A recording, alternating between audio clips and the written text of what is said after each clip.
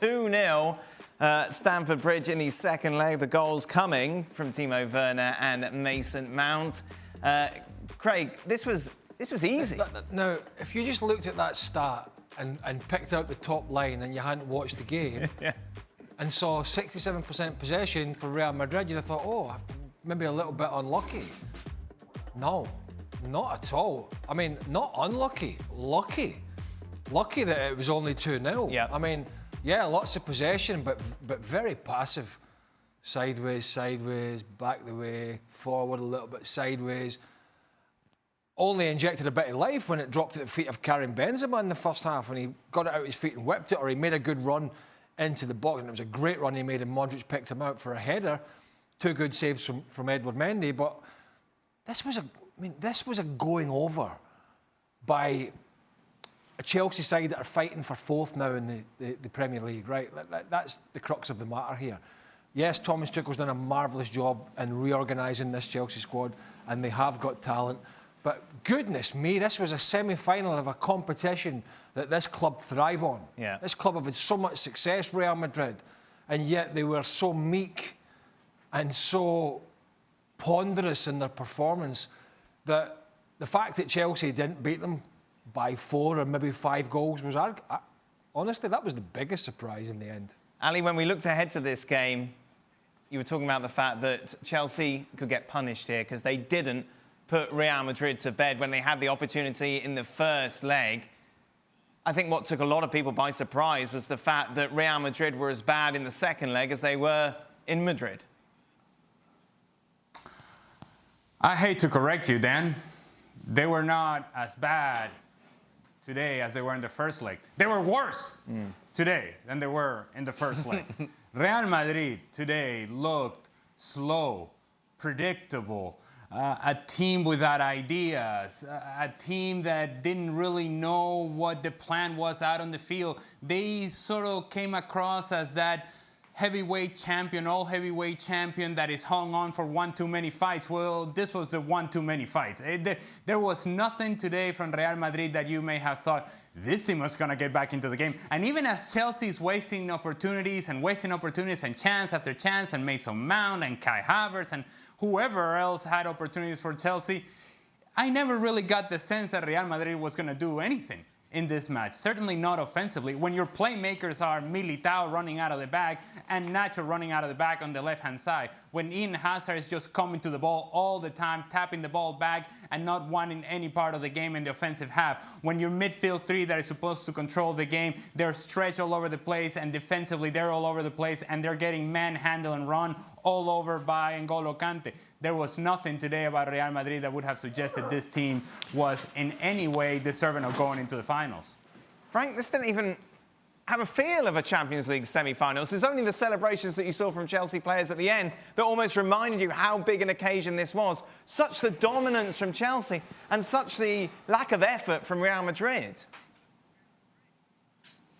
Yeah, I don't know what to say, you know, in the way that it was so much a deserving win, and even though I was not comfortable watching the game, because even if I'm right, Ali is right when he said that Madrid was worse than the first leg, because Chelsea wasting opportunities to score. You know, I wasn't comfortable because I say a guy like Benzema, and he had one chance, a big chance in the first half, can change the game. I think it's a relief for all the players at Chelsea after the game, but it's just a normal job that they did, because they were so dominant, as you said.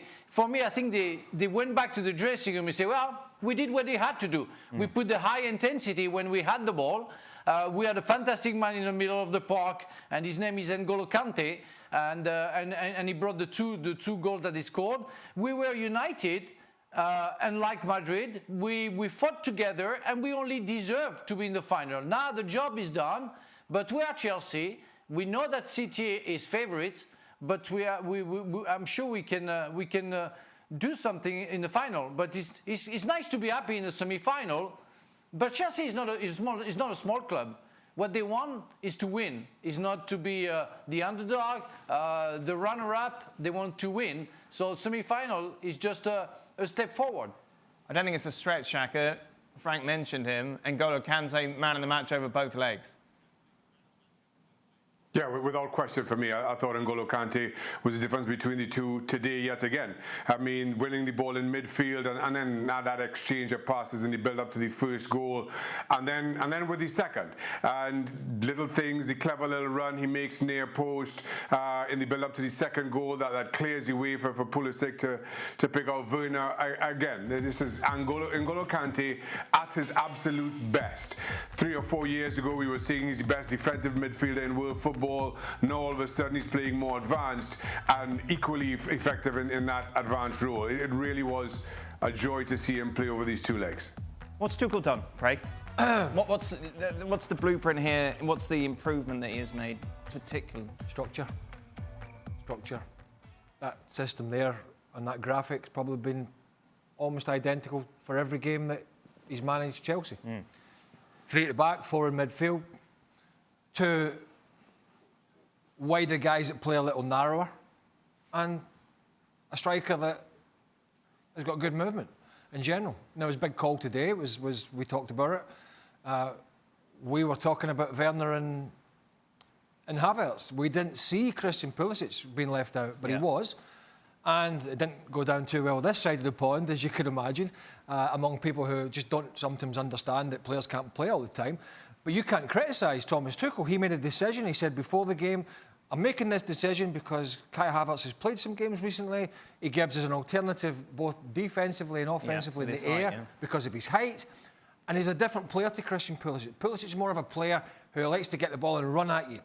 Havertz is more of a player when he's on form, and we're starting to see a bit more of that, is that he can hold the ball up and bring others into play. So you can't criticise Tuchel for his team selection. He's winning, he's in the Champions League final. And the other big call that he made, I don't know, 3 games ago, maybe a bit more than that, was putting Azpilicueta back to right wing back. Right. Clearly, he sees him as less offensive than Reece James, and he is. Not that you won't get anything from Azpilicueta going forward, but you won't get the natural flowing movement of a Reece James or, of course, Hudson-Odoi when he played out there, but he's so much more solid defensively. And that was a big call from Tuchel recently as well, which he stuck by. And so he's made good decisions, and he's picking the same system every week, so whoever comes in knows which way they're playing. Somebody might have to correct me, but I don't remember a game that he's taken charge of at Chelsea where he's played anything other than this way. He may have changed it a little during a game, but when a team is selected, that's what he's done, and hence the amount of clean sheets that this team and this coach have had in his short time in charge. Thanks so much for watching ESPN on YouTube. And for more sports highlights and analysis, be sure to download the ESPN app. And for premium content and live streaming, subscribe to ESPN+.